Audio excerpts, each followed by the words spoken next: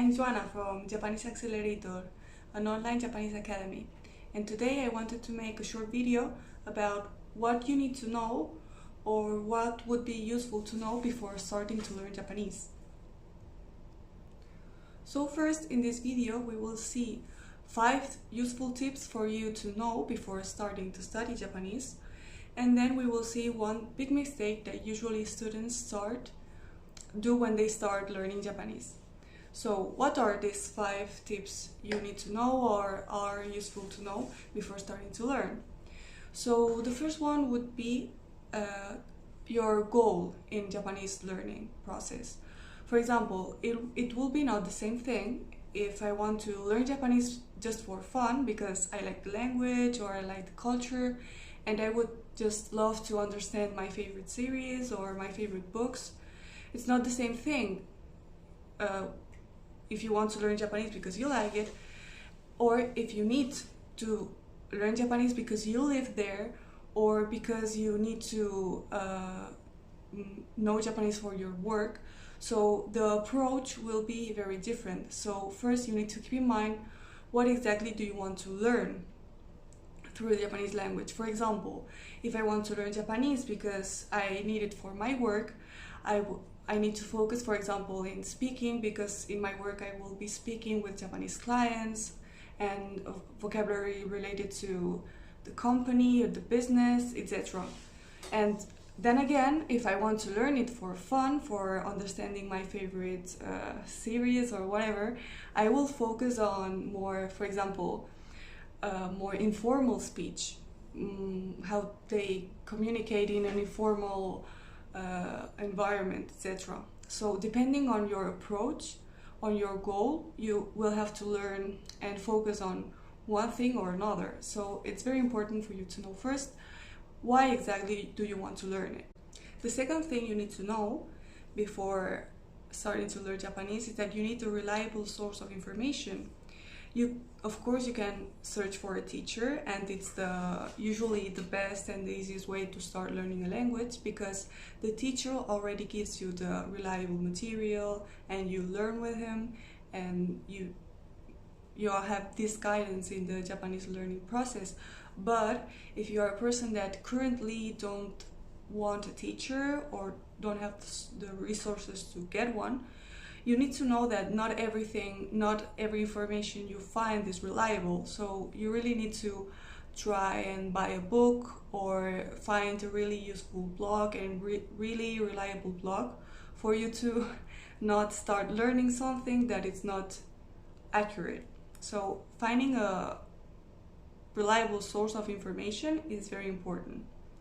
Then the third thing it would be very useful for you to know before starting to learn Japanese is how to organize yourself. And what do I mean with organizing yourself? So we already know that Japanese language is not a very easy language to learn.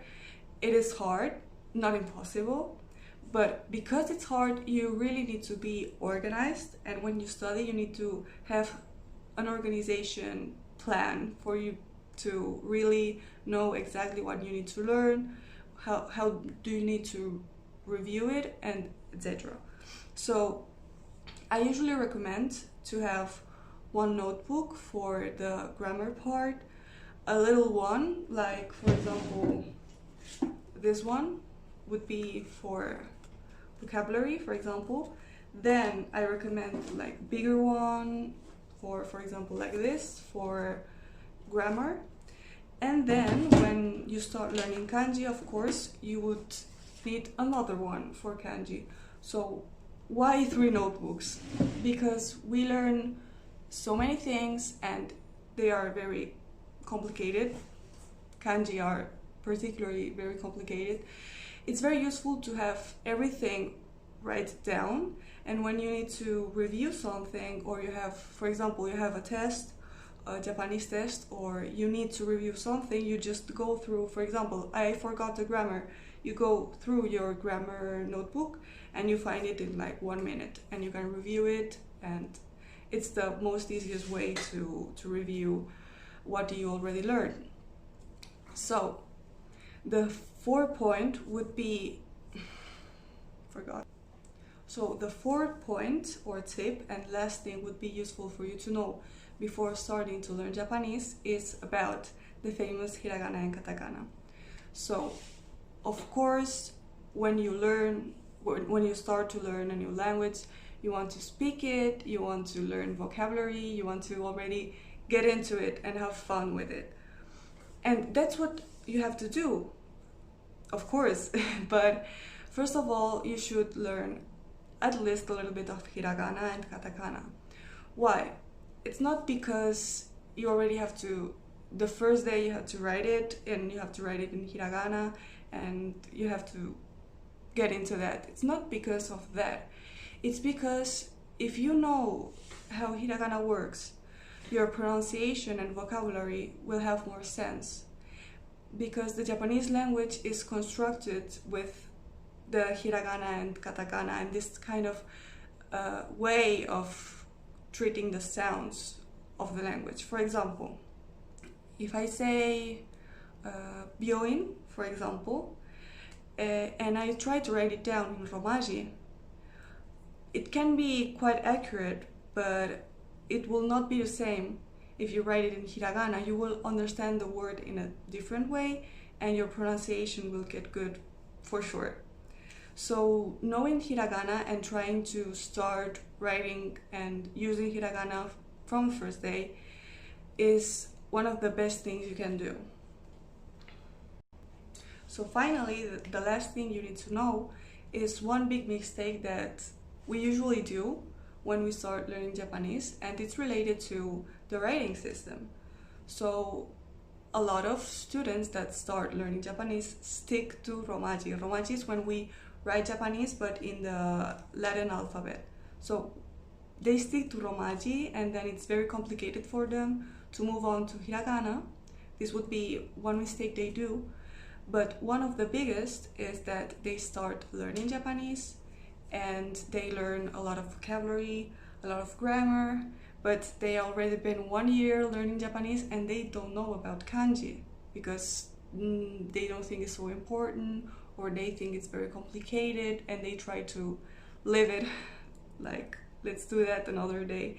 So the best thing you can do is the first day, not the first day, but the first week or the first weeks you start learning Japanese, get into kanji, start learning kanji. You don't need to know already Japanese to understand and learn kanji. You don't need to have some kind of level to start using them and to start understanding them.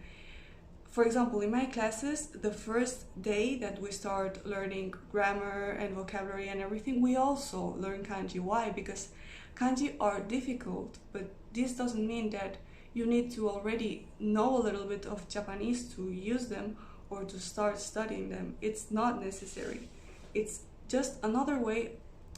Well, they have the 3 writing systems, let's say, kanji, hiragana, and katakana, and all mixed up do the Japanese writing system. So it's just another thing added to the writing system. You don't need to, I insist, you don't need to know already a lot of vocabulary or whatever to start learning kanji. So just when you start, go for it. Pick a kanji that you think will be fun to learn or you like how it's written and you just start with kanji. So this would be like a short video, short explanation of a few things it would be useful to know before starting to learn Japanese. So I hope it was useful for you. I hope you like it and see us in another video. Bye!